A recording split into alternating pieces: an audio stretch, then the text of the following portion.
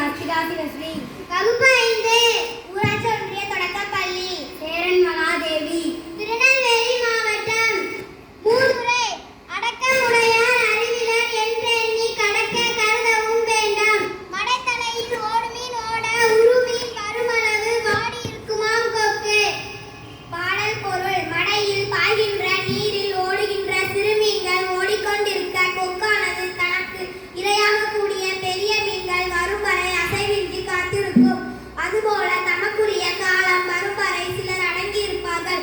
அவர்களை அறிவில்லாதவர் என்று எண்ண வேண்டாம். ஆசிரியர் குறிப்பு: இப்பாடலை இயற்றியவர் ஔவையார். இவர் மூதுரை, ஆத்திச்சூடி, கொன்றைவேந்தன், அறுவடை முதலிய பல நீதி நூல்களை இயற்றியுள்ளார். பட்டறிவினால் உணர்ந்த உண்மையினை உரைப்பது மூதுரை.